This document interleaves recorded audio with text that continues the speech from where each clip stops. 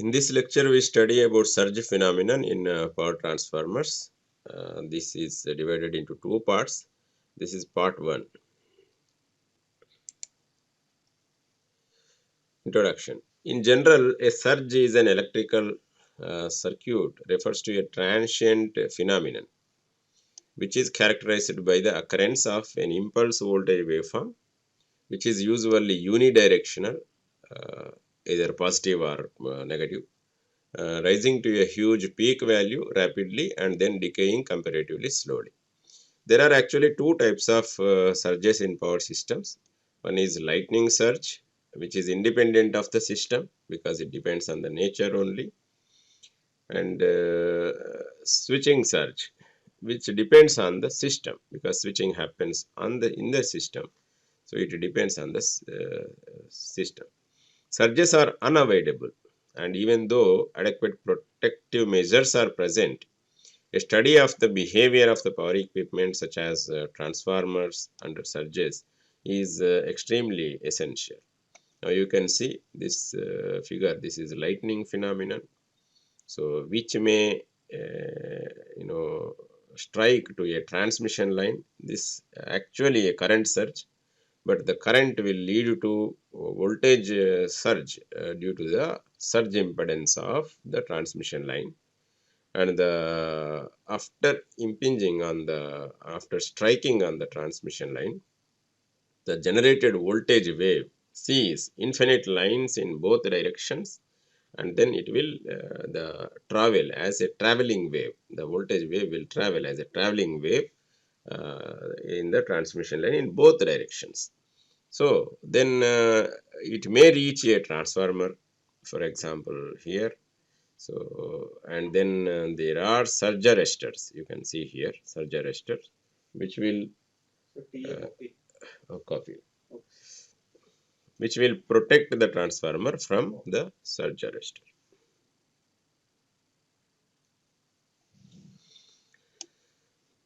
Now, there are two types of surges, as I told you. Lightning surge is caused when an enormously charged cloud causes a complete breakdown of the air channel, resulting in the impingement of an impulse voltage waveform on the power line, as already told you. And switching surge is usually the result of opening or closing of a circuit breaker. So this is due to a fault on the power system. Automatically the circuit breaker will open and immediately it will close again to just to ensure that whether the fault is cleared or not. If the fault is cleared, it will continue, otherwise it will again open. So there are standard procedures for this opening and closing of circuit breakers, and which is automated also. This is because of an inductive system resists a sudden change in the current, and when such a change is forced, the system undergoes a transient wherein a voltage redistribution takes place. This is how it will happen. So the moment you open the a switch, the inductive system, even while closing also, the inductive system doesn't allow sudden change. So the charges will be deposited. The current will go through a capacitive system, and then the exchange of energy between the capacitor and the inductor will cause transient voltage wave to appear across the various positions. So this is how switching surge will occur. For systems operating at a voltage level of 300 kilovolt or more, the magnitude of the overvoltage due to switching surge may be much higher than that caused by lightning. And thus, for for such systems, the study of switching surge becomes more crucial. So, how long the lightning is important? Lightning is a natural phenomena having, say, fixed maximum current, you can say. So in that case, the fixed maximum voltage will be generated in that. So the generated voltage is in the, if it is in the transmission line is in the order of 300 kilovolts. So up to 300 kilovolts, okay, the lightning impulse will be significant and it should be considered. But beyond 300 kilovolts, the system voltage itself will be so huge and system energy itself is so huge that lightning becomes lightning becomes insignificant compared to the switching surge. Therefore, switching surges will become more crucial and they have to be considered. Representation of a single layer transformer winding. Now, each turn of a transformer winding is electrically insulated from adjacent turns. So, you can see typically the high voltage winding of a transformer outside, and then here the low voltage, and then axial supporters. These are supporters, of course, between the windings. So you can see the windings. The electrically insulated. These windings are electrically insulated from adjacent turns. Each turn is electrically insulated from the adjacent turn, and they are also insulated from the from the core also, and each winding also insulated from the other. So between primary and secondary there are spacers, and between primary and core also there are spacers. Therefore, low voltage windings are low voltage winding, and core also there are spacers. So therefore, the windings are separated by insulators from turn to turn, as well as turn to core or turn to other winding. So each other. So therefore, the presence of electrical insulation between conductors. So if whenever two conductors having even slightly different potential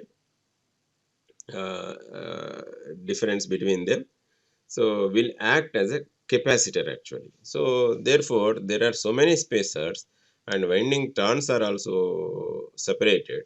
Therefore, there are stray capacitances between these wherever the conductors are separated. So between turn to turn there will be capacitance, and turn to from primary to secondary also there are capacitances, and low voltage winding to core also there are capacitances. Also, due to flow of current in the windings, which usually have a large number of turns, there is a strong inductive nature of the windings. These are turns, So these are turns. Basically, transformer is electromagnetic induction principle only. So therefore, these are turns. The turns are associated with inductance. So therefore, inductance will also be there. And of course, the windings offer some resistance between their turns. So because it is a wire and then from the ground, so therefore there will be resistance of the wire itself, and from wire to through insulation only. But insulation also has certain, it is not infinite resistance. Certain, of course, very huge resistance will be there between wire and core, and wire and primary and secondary. Huge resistance will be there. So there are resistance parameters also. Let us see what are these parameters. Representation is continued. Thus, a transformer winding cannot be represented by a single lumped circuit element, more so when impulse response is to be obtained. We need to consider a network of distributed circuit elements consisting of mutual inductances between the windings and between turns of same winding, and self-inductances of the winding, interturn capacitances, winding to ground capacitances, series resistance of the winding, shunt conductance between the winding and ground. So here the winding is given here. So this wire will have resistance, this wire will also have inductance, there will be capacitance between this wire and then core, and then there will be capacitances between turn to turn, and then there will be huge, of course, resistance between this wire and this core. So these are all the possible combinations. Even mutual effects will also be there. Mutual inductance from one turn to another turn, and then one winding to another winding. So these are all the possible parameters of a transformer winding. So out of these, the series resistance and shunt conductance may be neglected for simplification of the analysis on account of very low resistivity of the winding and huge resistivity of the insulation. So this is how. So which are to be neglected. So here the equivalent circuit is given here. This is actually the winding. So the winding, so this has inductance. Of course, inductance should have been represented here itself, but it is separately represented. There is an inductance associated with this wire, and between this turn and this turn there is certain capacitance, that is series capacitance, and from this turn to this ground. So here this is ground. So ground means you may assume that core, and then this is the winding. This entire, these nodes, all nodes are on winding. So this node is given n because it may be neutral or it may be grounded, open neutral, or it may be grounded neutral. In case of grounded neutral, these two has to be connected, means the other end of the winding will be at the core potential, or core is grounded. So this is how it should be, and here the line voltage will be there. So this is the winding of a transformer. And now here the series resistance is neglected because the value is very small compared to these things. And then here the shunt conductance is also shunt resistance or conductance, that parameter is also neglected. So the voltage distribution at the instance of incidence of a surge on the transformer winding terminals, the voltage waveform tends to be like a step signal characterized by a sharp rise time, thus has high frequency components, due to which the capacitive reactances assume very small values while the inductive reactances tend to infinity. At the instant of incidence of surge on the transformer windings, this is what is going to happen. So here, so actually the see, the inductance is proportional to um, uh, J omega L. Inductive impedance is proportional to J omega L. So if omega, see, under transient conditions, under step voltage conditions, what will happen? The frequency is very high. So omega is very high. Therefore, in that case, J omega L is very huge.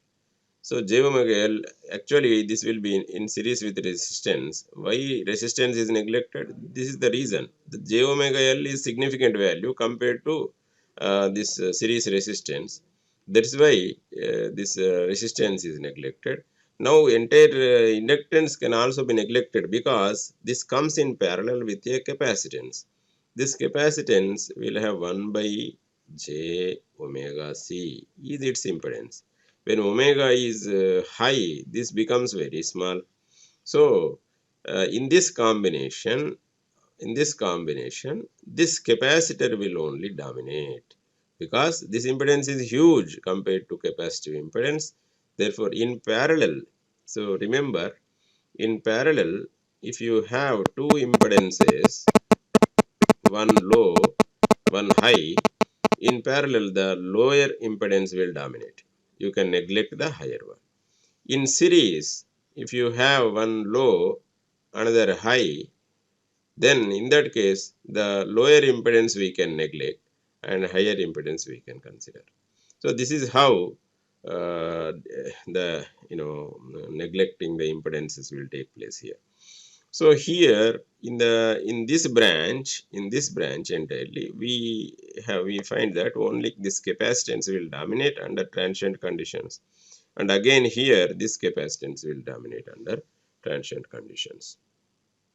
Thus the inductances do not carry any current practically, and the initial voltage distribution is predominantly decided by the capacitances.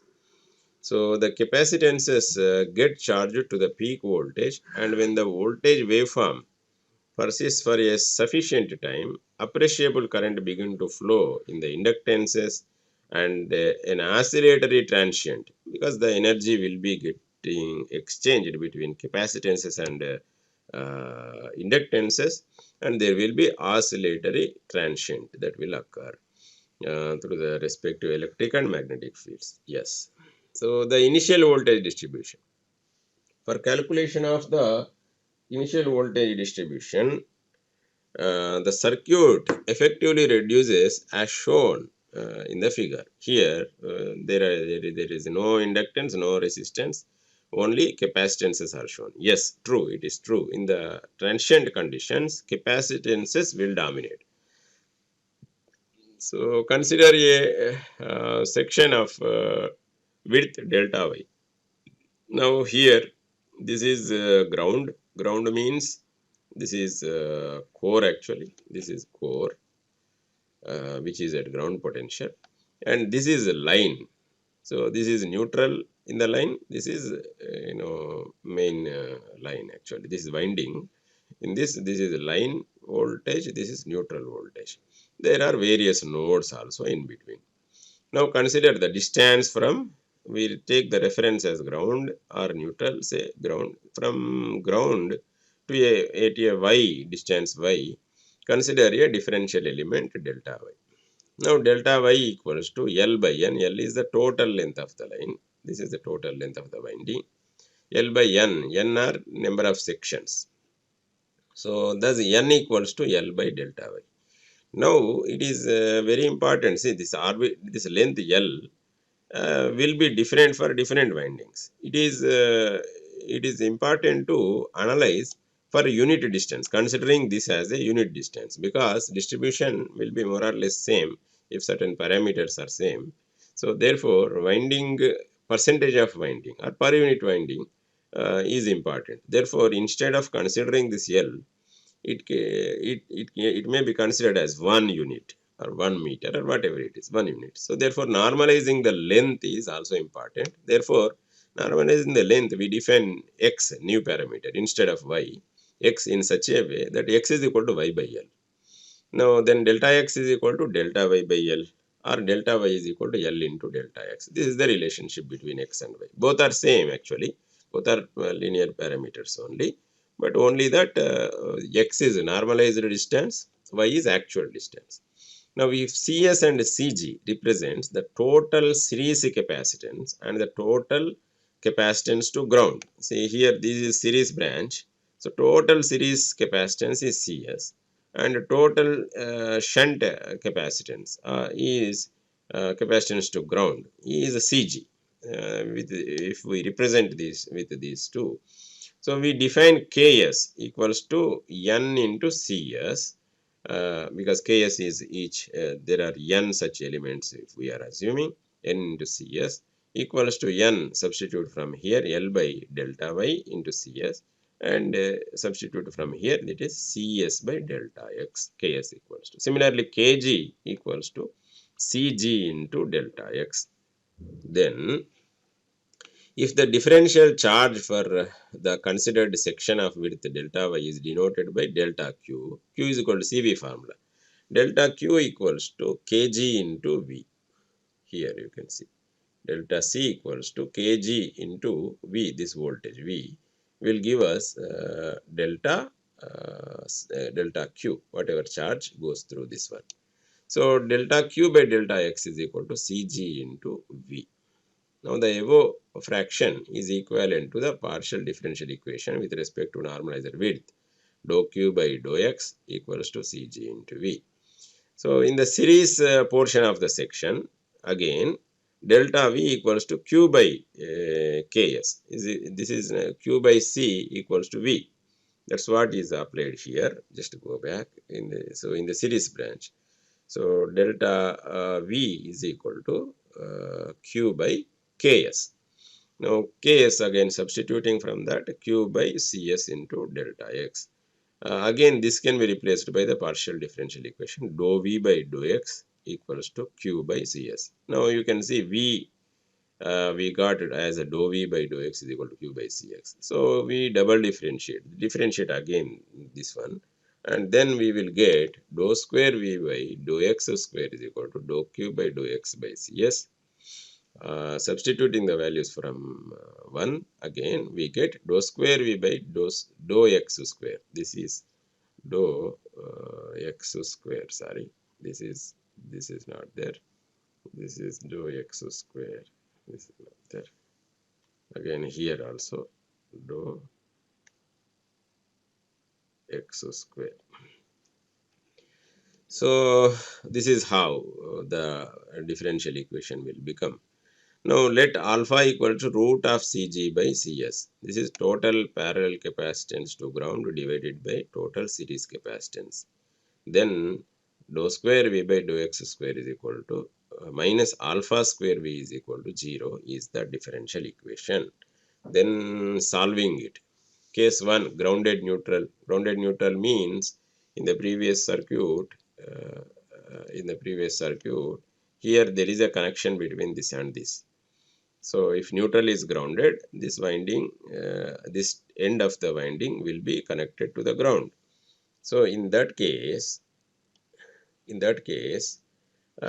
have V of x is equal to 0. X starts from neutral, or ground. So V at x is equal to 0 is 0 because it is grounded, and V at x is equal to 1 is V, full voltage. Step voltage, we are considering single winding and we are applying step voltage. So please remember, this is what we are finding out the distribution of the voltage under these conditions.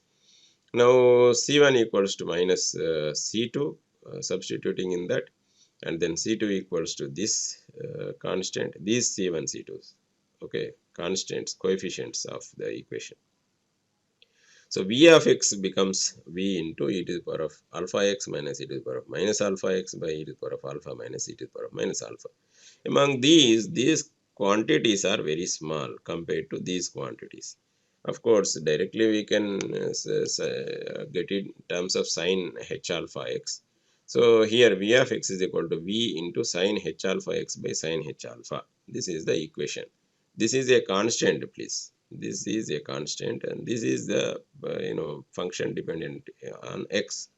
Thus, the voltage distribution is a hyperbolic function of the normal distance x.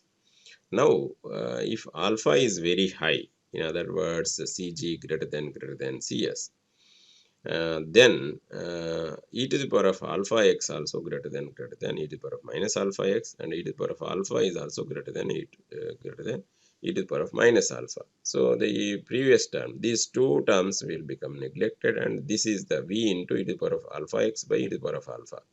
So which can be written as v into e to the power of minus alpha into 1 minus x. So this is the equation. It means that more or less exponentially it decreases with the x.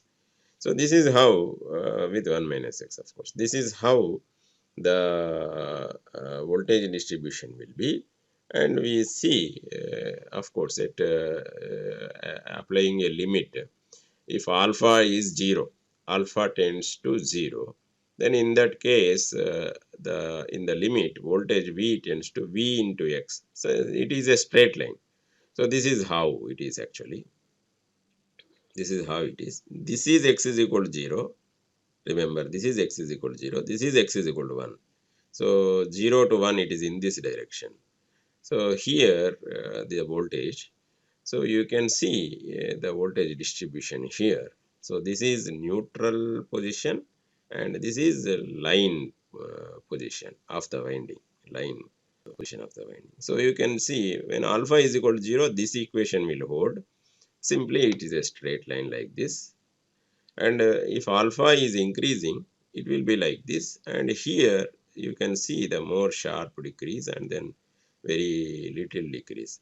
What is the importance of this potential distribution? Potential distribution is important to know the stress distribution, electric field distribution. If a drastic change in voltage potential with respect to distance means what? So it means that the electric field will be more. dV by dx is more means the field will be more. So in this portion the field is more means what? In this portion corresponds to what? This is near the line end of the winding. Near the line end of the winding, the turns will experience huge electric field between them. So it may damage. If the voltage is huge, then there may be breakdown possible in this region. So or it may cause problems. Okay, so this is how the voltage distribution will be if grounded neutral is there. In the case 2, the neutral is isolated neutral, means it is open neutral. Neutral is open. So in that case, we cannot say about the voltage, but we can say about dv by dx. Means dv by dx means there is no movement of charge there, is zero. So therefore v of and then another boundary condition is v of x is equal to 1. That is line end. X is equal to 1, again the voltage is v. So we have dou v by dou x equals to alpha into differentiating this again, you will get this equation, and equating it to 0, we will get again c1 is equal to c2, and then c2 equals to v by e to the power of alpha plus e to the power of minus alpha. Then we know that cos h theta is equal to this, and then v of x is equal to v by e to the power of alpha minus plus e to the power of minus alpha, and e to the power of alpha x plus e to the power of minus alpha x. Therefore, this is the voltage distribution. And again, in the limiting case here, limit alpha tends to 0, when alpha is equal to 0, v is simply voltage v, it is a constant. In the latter case, it is linearly decreasing with x, vx. But here, it is simply a constant, alpha is equal to 0. So this is how the voltage distribution will be. And then for increasing alpha, you can see clearly how it decreases with distance. But this is, this is line end, this is neutral end. And if it is open, if alpha is equal to 0, then the voltage is almost constant. And if alpha is high, then it is the distribution is more or less equals to grounded neutral case. But so if alpha is more, which is in generally true, the distribution has no difference between grounded neutral and then open neutral. But of course, if alpha is small or 0, then the voltage is more or less same. In this case, the winding turns are not so stressed because the gradient is less compared to grounded neutral case.